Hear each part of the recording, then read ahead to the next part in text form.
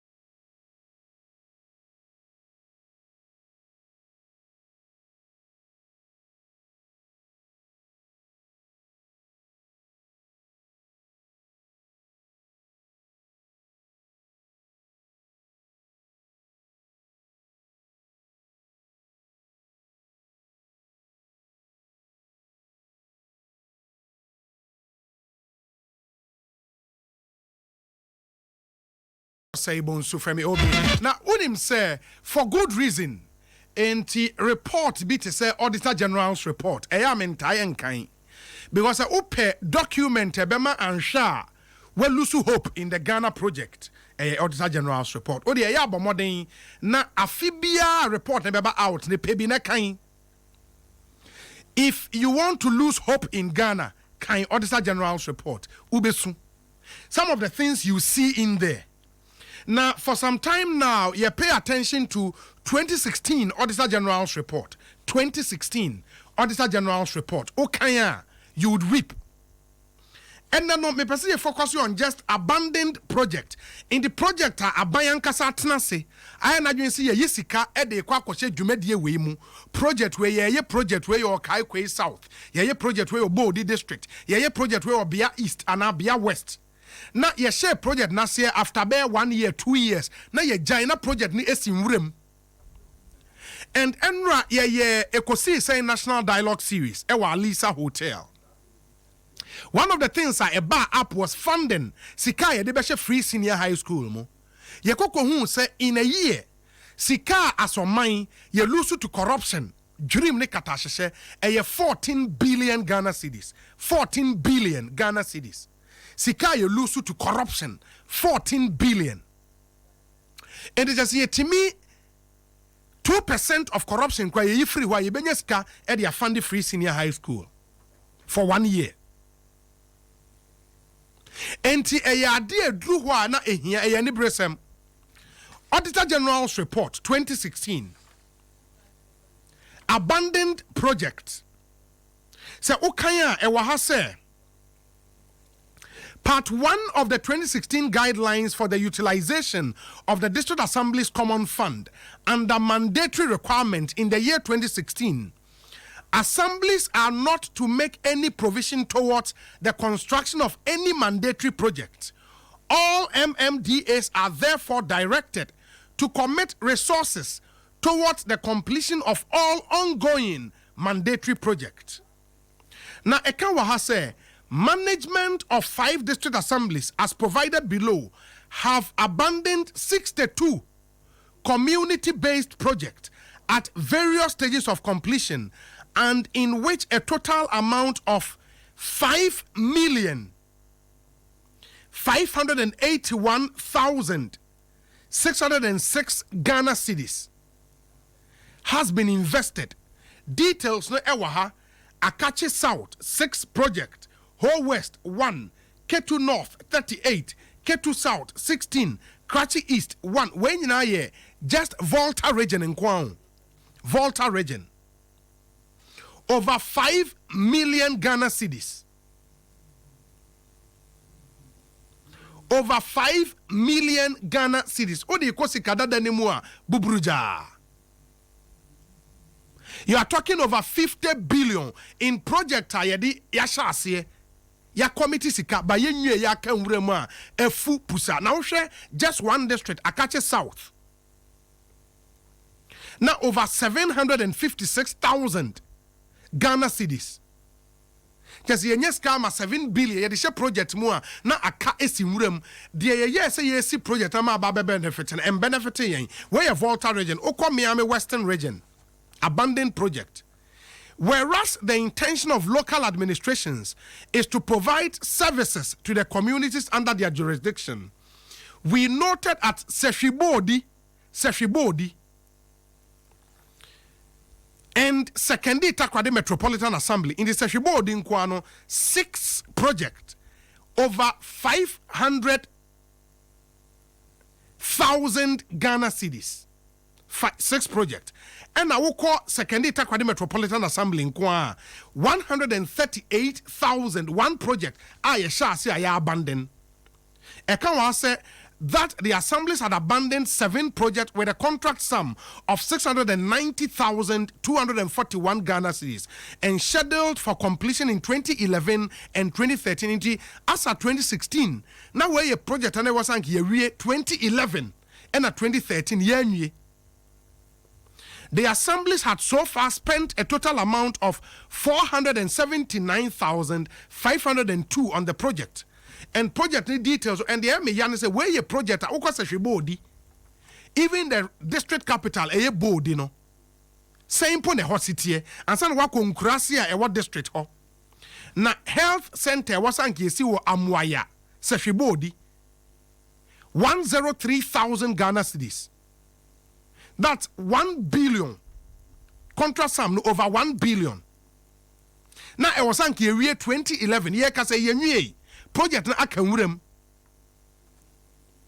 6-unit classroom block with ancillary facilities ewo Asamanso and also was a Shibodi and also over 119,000 Ghana cedis. Yenye na was saying year 2013 yenye akanwurem library and a 4-unit classroom block ewo Bosek Seshibodi over 180,000 Ghana cedis. 2013 I was saying yenye akanwurem. There were 1 3-unit classroom block ewa besianse and where ye nkrasi and kronketwa ukwa school dan papa ni ho and abaya committee resources are ye hu baby scanner for school dan na kanwurem ewa Seshibodi 1 unit and as a 1 number 3-unit classroom block ewa kwesi edukrom. It is a wood in all those areas and who say these are projects aya committee sika na was sanke year 2011 2013 yenwie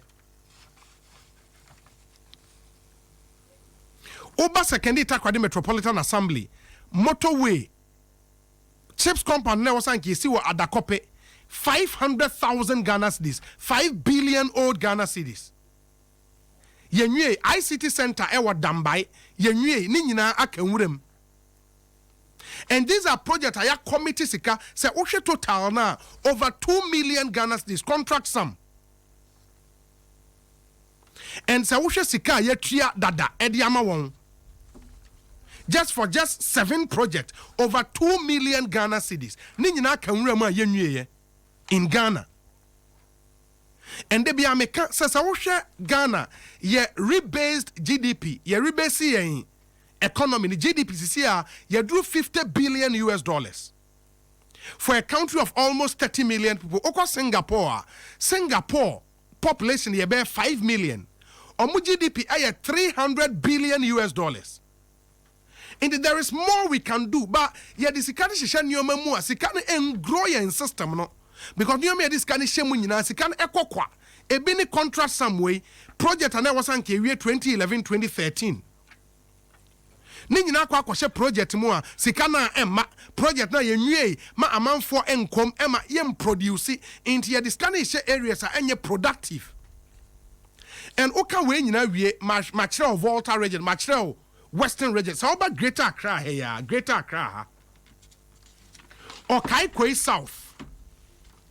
In 2001, NA MPP abay under President Kufuor, ASA Omusi multi-purpose sub-metro office ama Okaikwe South 2001.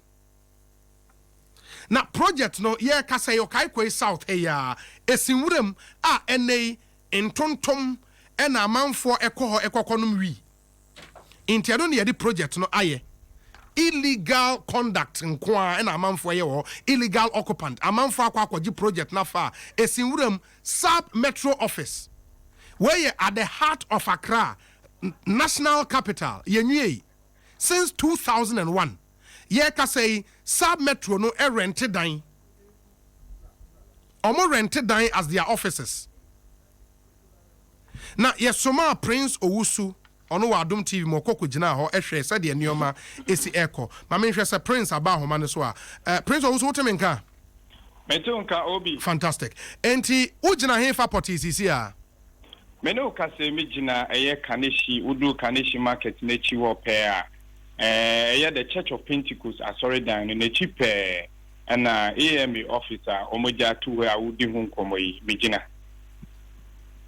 Na twamfoni ni kire yen office no etesen se wa do ani bubu a ya bosso edru lenten or foundation etesen yo me twamfoni na office no a 2-story building as ubrema uhu se ase no ye kan rooms a ewo ho ana se de nkomde be offices a enu ne ye 8 ana hall edem ana se ye ko esuru so a enu so ye 9 rooms ana hall edem enu twemu a omo asan ahye concrete a ye beka se omo floor so anka dan na esese to aso dan ne beko 6 floors the dan wo concrete a de ye ne cement ko ma wo se dan no eye dan a eye kete pa na oba be piem wo ha wo se Zoom Lion fo eda ha wona pake wona tricycle e wo ha amanfo mu lodu e wo Kaneshi lorry fan se cars no eye ma e wo station wa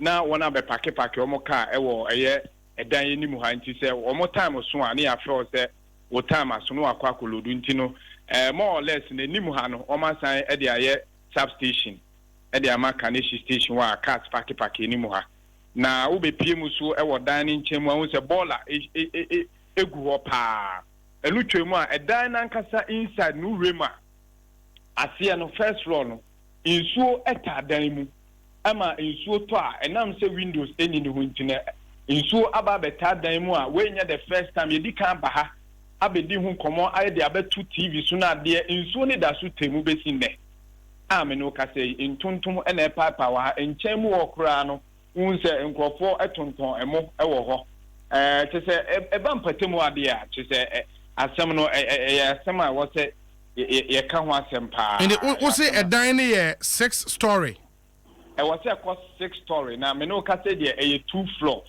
2 story. I share concrete was strong with a pillar. I was strong. I was strong to us. Nanso so. Hinim bi akosi. And 2 floors now, Marie no. A pono da no. Ya sheshe empoma bibia wa no. Ana se omonye sa ni omani nyina. Empoma ne na no. Emu ntintan. Ena nsuo temu na bola so egum. Etimino kase de empoma bia na no nti amanfo na esiti omoniema hatata oba obonze wi for de dem ha dane squatters area chesenkofo de dade dem ema yesenya ne tie kwa se nipa 4 bi ewuye e wo sa dan mu a enim se yare no mu yare no mu ya na sentokwa na de na de ba ema ekopie mu e wo apotifo asoye enti from baby wugina any information awanya no okai kwe Sab Metro no ehefa no mu wo sisi a me no ka say there o ma kwa han edan foforo story building e wo eye Ogle Road na Ogle Road wonu so o ma occupy down asan occupy top enu twemu so o ma san ko han e ho ne o mo Sab Metro office o ma san ko han edan foforo so wo ho ye revenue office na ye hwe dan ya enu si ya o mo ja to ha o mo nye ho adwuma Sab Metro office na san wo Ogle Road wono eye bubu ashimpatem wono ne chi wona Mascot Hotel eye I-Court boxer no ni hotel ni nchemu pe no another 3 bedroom self-contained so siwa eye AM4 office aban ejimom e ho so ye kodu ho a ho ni efumura ama owo eni bela eni muwa bebre na samre de o ma gidan na boss o mo demu ho a yemfa ho enye adwumadie bia a no so aka ewuremu enti even the omokoko rent ye no eno so aka wuram is that what you are saying the oma rent nechi no yes wo another project e wo the oma rent nechi 3 bedroom self contained no Sab Metro na AC government na agi sa e ho no I was say AMA office e ho na fumura ama ho no mu use no da ho no ma rent mienu storage building mienu Ogle Road ho a omo team nti project aban na sha ase ne yejai ene ye diska no arente edan arenti into 2 bedroom na work condition no eno da ho 2 story building ni da ho and another 3 bedroom self contained eno so obubu ahye na eno so da ho enti sa mienu o meja to ho ana o ma current edan mienu a o motim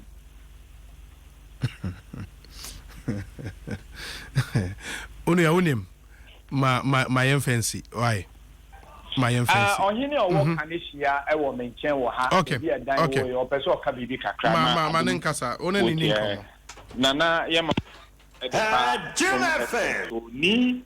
ni koi actually the first onu ne kaneshi manche yema akwa baba adom fm so me so aja muti sen erade adom na project ye si he nana anamon be ni motu afa ho na den na mokafa project ne de ye ni project na tna over 16 years na yen nananom for the munim said this time there ekro no eni e ho ewo administration ni metro ni directors ni nyama ho we amaso project assassination kasa ye di ma state housing and a state housing CVA and who said there was a need for public facilities like baby Edin Rabe Guni public toilet in from Titino South Hasinin Sane Daho and a war but Yedin Rabu money tinting to say 3-story building chain every year and this new method of disposing of waste by say Yedi beings BCC nkofo fie ni asesa but and also and a good say indeed only the state house in Edima Ama for that project say Ama taking up they were building this beautiful edifice I ba accommodate offices the revenue office in Yama say starting President Kufuor Bem up to now Mayor Saba but omo abandon the siha so to egwasie ye the frogs and that with a whole lot of noise they are taking over the place by these hooligans and criminals omo we ni omo we your batteries ni nyama the worst part of it say they started even say omo impregnate young kodano that they even don't reach the school finishing age. There's a Kanishi breaking world record of Obia at the age of 9 years. And you know, it's a problem for us, but you need to me. For any say, ceremonial heads, your friend and your front to mana, the Akotna Independence Square, your Miami local Caribbean near Befi. But when it comes to development, especially even the district level now, you contribute to it has been overwhelmed by political personalities. Inti yende tete krono Ghana nyina yenkawo yende yetimukwa inti yentumi yentumi yawushi tisa abaya inti yenchani empa abanu cho na costa omudi renting nkofo fie na sometimes omutumi chiade yetumi kutu demu ni sani amono ombesi dan no 6 story sese kwa Kanishi court no yeyi free gamancha ho no yede akoshe University of Ghana or Accra campus, maybe a Tigo 4 office. How can the Kanishi court be so far away from us? I was a authority now, metropolitan, almost providing facility for the court because judicial service, almost they cannot. Council, no, assembly, no, also day. Or provided Sanyamana into Omudia Omuntumi Yamushi. It's unfortunate. Indeed, for chiefs, our hands are tight. Munim near Kosu won't crime. Or any Biadi or no Hini or any Nemu. Nobody talks. We don't do anything. Inti Yabet say, Yen Nananamudia, Yabe Yefrimu, now by now Sikano, or Onyana, Eja, or no Penna, Onyan Obeje, na Enfata.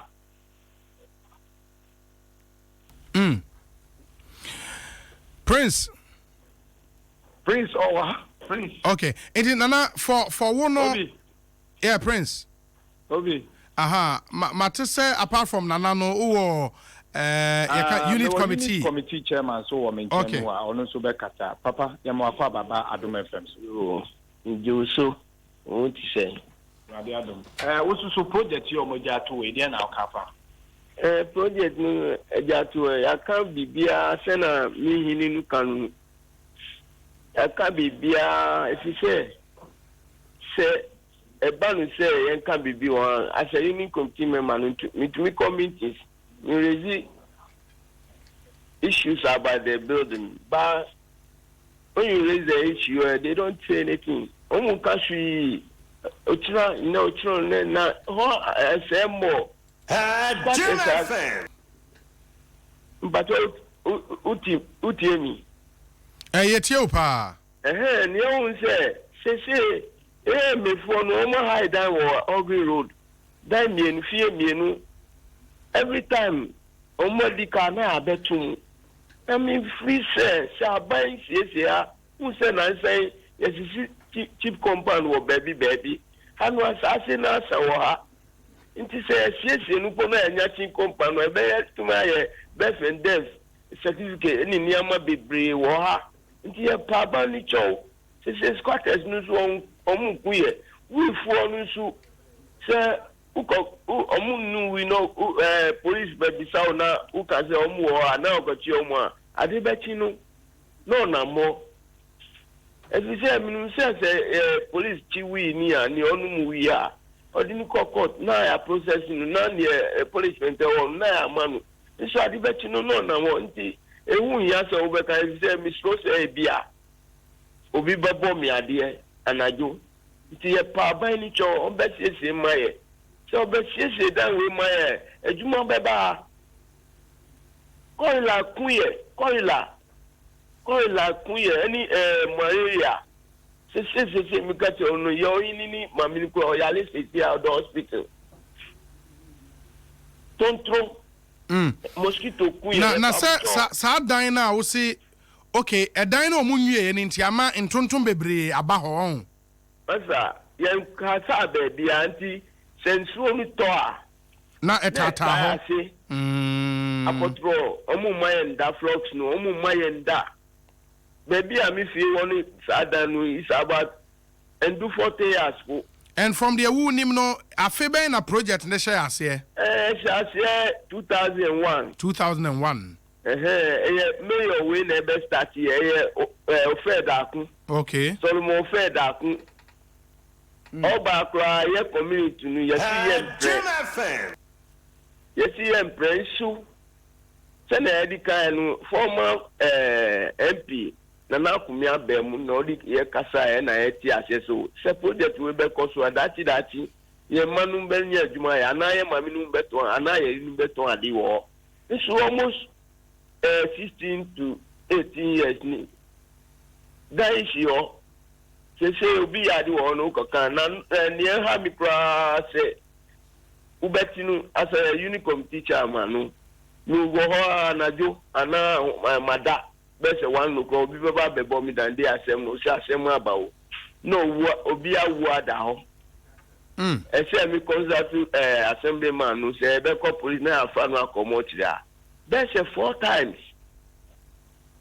master nti that time ben na ebe da one nipa be wo na e transition ye pa mucho mfa dan no ye bibi better mai na ye su community no ye nya ho mfaso mate ma ye nase na minimum so say wo ye sub unit committee chairman say the wa kan mo call meetings oka ema sub metro mpanyifo wo ho ni nyina enim say the air kosuni yeah and omumu bia no emma ho and what it means is that 2001 na ye share project last year no year ben na dwumadie no esizi ye yeah no be say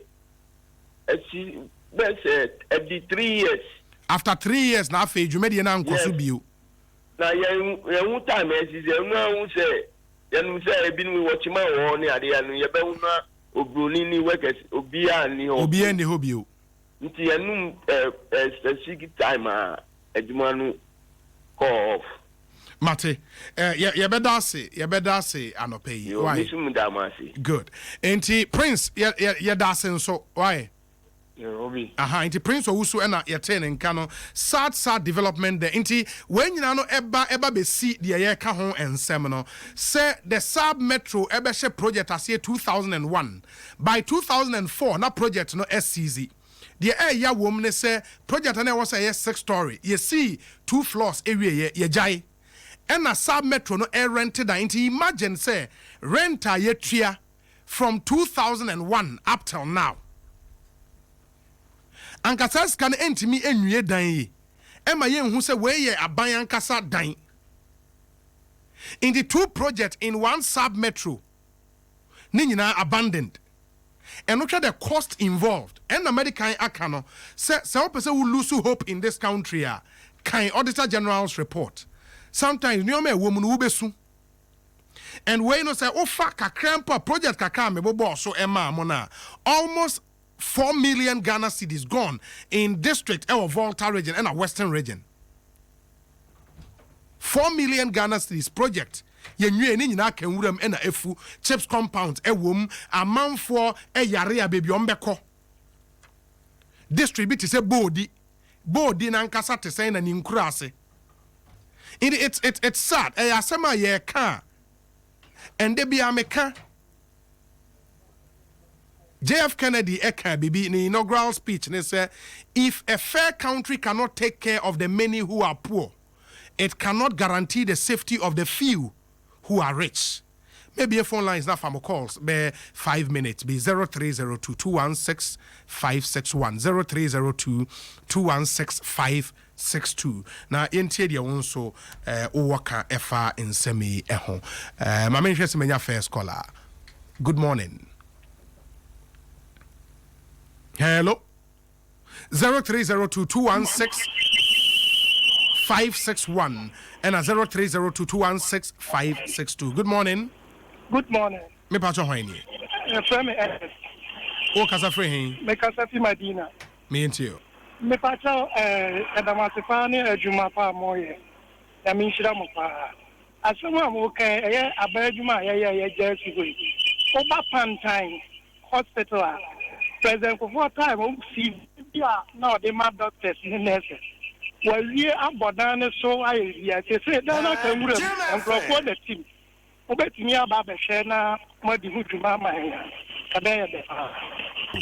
Yo, Medas Yame Inshraun, so also friend in TO 0302216561. Good morning. Hello. Yes, good morning. Morning, Obi. Me bacho hoini, Yami Adumo me hoyapa. Yami Energy Mapamu Yamagana for. And now be I said, be secretary, you're paying for a muda, muda mutis, a muda mutis. So, how can if say on one sika, will it do that into Ghana? I hope Ghana Yami Huyamabo. Not a far of bonnie because when the such things happen, it's the poor who suffer. And one day you face their consequences. Meda say, Minia, also friend, Yentio. Fabio was only with Jason Sam, so good morning. Hello, good morning. Darby, terrible line. Ma Yenshe Mfa Nipa. Good morning. Yeah, good morning. Me pacho hoini. Sumo London, Kobo Duma say atwa. Mamintio, Minia. Eradin Shao. Unshao. Adum, when ye day, na Maduma Chisama, Mizu Manima Banunyam. Punim, Akanya Kupado Neba Kagana say, Bibia corrupt, but the Mokos of Midimachipa, your friend is smaller than Kobo Duma say atwa. Mamina Siminia, Jason Samsuni, Fabio was on the Debrewi. Good morning. Good morning. Me pacho hoini menyani. I said, I'm Tema. Akosu ya miintio. Mobi, this is a little deviated from the topic, but not kono. Yes, I'm coming away. Oba passing out, Nibi. Oh, yes. When your appointment letter? Yes, I've gone through all the processes and we are supposed to wait for placement. The model way. Me pacho say. No, what Tema Metro. Tema Metro, but it says, Revenue Ghana, Heal Ghana, no, for Enterprise Ghana. Okay, yes. okay, Mate, yes. it's one issue I better pick up. Why? So far, it's not been placed all over. Mate. Would pick up that issue urgently. Good morning. Nyamia Dominion, announce where? Yes, what my great more from Tema. Okay, me and you. That's here for Joseph. Open your cut here. As somehow dear baby, me, ya. Then Penipon here one of my nominated Eggman. Share, Oko, Klubi to say at Impoku. The whole at Impoku, upon a Huna, Toscan, when a clinic back open and over what 2009, I don't book clinic need to go here. Clinic and I tomorrow. Say on Baben Hospital. As at now, hospital in here. My sister so be Yaro, Tam and Temunina. 2009 and the Bobon to go here. Then former president Atame. As at now, Nipa Yarea, see a money to us. This is so many. You know, Nipa. And so contact me. You want them a Nipa bed. You what the Whiska. It is that I'm going to move. I'm a fan check as a matter MC. Bye bye. Mamina say, Minia. And one area was here, Shapai MMDS, no Metropolitan Municipal District Assemblies. Good morning. Hello.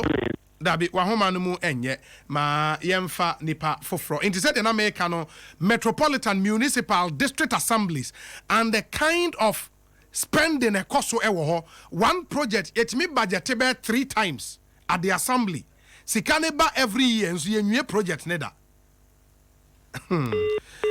We end to me enyina so ma memfa this final call na yemfa NC. Good morning.